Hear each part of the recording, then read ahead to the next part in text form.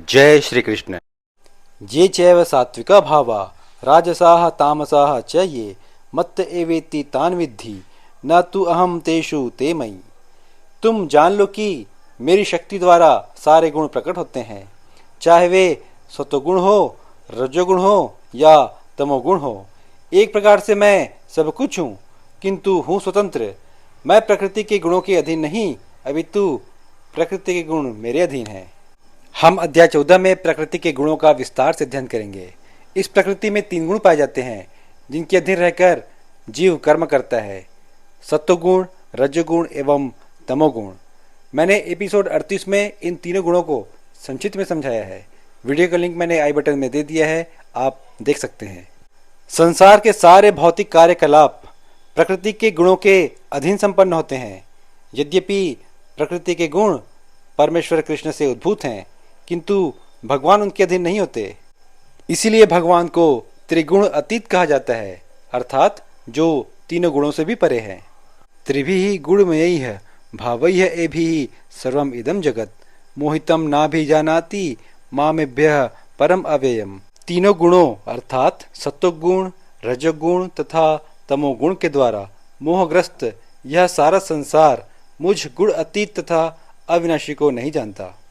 दैवी ही एषा गुणमयी मम माया दुरत्यया मामेव ये प्रपद्यन्ते मायाम एताम तरन्ति ते। प्रकृति के 3 गुणों वाली इस मेरी दैवी शक्ति को पार कर पाना कठिन है, किंतु जो मेरे शरणागत हो जाते हैं वे सरलता से इसे पार कर जाते हैं। न माम दुष्कृतिनो मूढ़ाः प्रपद्यन्ते नराधमाः माया अपहृत ज्ञाना आसुरम भावम आश्रिताः। जो निपट मूर्ख हैं, जो मनुष्यों में अधम हैं, जिनका ज्ञान माया के द्वारा हर लिया गया है, तथा जो असुरों की नास्तिक प्रकृति को धारण करने वाले हैं, ऐसे दुष्ट मेरी शरण ग्रहण नहीं करते। इस श्लोक के अनुसार 4 प्रकार के अभक्त कृष्ण की शरण में नहीं जाते, जिनमें पहला है मूढ़। वे जो कठिन श्रम करने वाले भारवाही पशुओं की भांति निपट मूर्ख होते हैं, वे अपने श्रम का लाभ स्वयं उठाना चाहते हैं, अतः वे भगवान को उसे अर्पित नहीं करना चाहते। भारवाही पशु का उपयुक्त उदाहरण गधा है। इस पशु से उसका स्वामी अत्यधिक कार्य लेता है। गधा यह नहीं जानता कि वह अहर्निश किसके लिए काम करता है। वह घास से पेट भरकर संतुष्ट रहता है। अपने स्वामी से मार खाने के भय से केवल कुछ घंटे सोता है। ऐसे लोग जो अपने द्वारा उत्पन्न कर्मों के भार से दबे रहते हैं, प्रायः यह कहते सुने जाते हैं कि उनके पास समय कहाँ है कि जीव के अमरता के विषय में सुन सकें। ऐसे मूढ़ों के लिए नश्वर भौतिक लाभ ही जीवन का सब कुछ होता है, भले ही वे अपने श्रम फल के एक अंश का भी उपभोग ना कर सकें। कभी कभी वे लाभ के लिए रात दिन नहीं सोते, भले ही उनके अमाशय में व्रण क्यों न हो जाए, अपच क्यों न हो जाए, वे बिना खाए ही संतुष्ट रहते हैं। वे मायामय स्वामियों के लाभ हेतु अहर्निश काम में व्यस्त रहते हैं। अपने असली स्वामी अर्थात भगवान से अनभिज्ञ रहकर ये मूर्ख कर्मी माया की सेवा में व्यर्थ ही अपना समय गंवाते हैं। दूसरे प्रकार के अभक्त को नर अधम कहा गया है। नर का अर्थ है मनुष्य और अधम का अर्थ है सबसे नीच। 84 लाख योनियों में से 4 लाख मानव योनियां हैं। इनमें से अनेक निम्न मानव योनियां हैं, जिनमें से अधिकांश असंस्कृत हैं। सभ्य मानव योनियां वे हैं जिनके पास सामाजिक, राजनीतिक और धार्मिक नियम हैं। जो मनुष्य सामाजिक तथा राजनीतिक दृष्टि से उन्नत हैं, किंतु उनका कोई धर्म नहीं होता, वे नरधम माने जाते हैं। धर्म ईश्वर विहीन नहीं होता, क्योंकि धर्म का प्रयोजन परम सत्य को तथा उसके साथ मनुष्य के संबंध को जानना है। गीता में भगवान स्पष्ट कहते हैं कि उनसे परे कोई भी नहीं और वे ही परम सत्य हैं।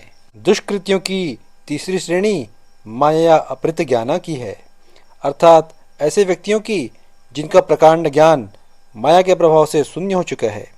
ये अधिकांशतः बुद्धिमान व्यक्ति होते हैं, जैसे महान दार्शनिक, कवि, साहित्यकार, वैज्ञानिक आदि, किंतु माया इन्हें मोहित कर देती है, जिसके कारण ये परमेश्वर की अवज्ञा करते हैं।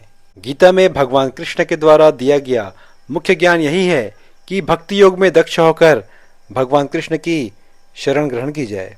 किंतु जो माया अपहृत ज्ञान वर्ग के लोगों द्वारा टिप्पणियां की गई हैं, वह परंपरा पद्धति से हटकर हैं और ऐसी टिप्पणियां आध्यात्मिक जानकारी के पथ में रोड़े का कार्य करती हैं। मायाग्रस्त व्याख्याकार न तो स्वयं भगवान कृष्ण की शरण में जाते हैं और न अन्यों को इस सिद्धांत का पालन करने की शिक्षा देते हैं।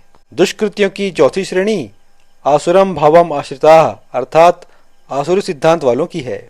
यह श्रेणी खुले रूप से नास्तिक होती है।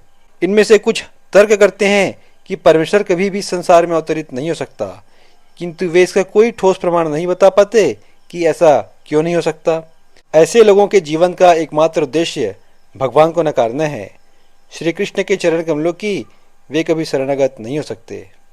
तो मूढ़, नरधम, माया अपृत ज्ञानी अर्थात भ्रमित मनोधर्मी तथा नास्तिक, ये 4 प्रकार के दुष्कृति कभी भी भगवान के चरण कमलों की शरण में नहीं जाते, भले ही सारे शास्त्र तथा आचार्य ऐसा उपदेश क्यों न देते रहें।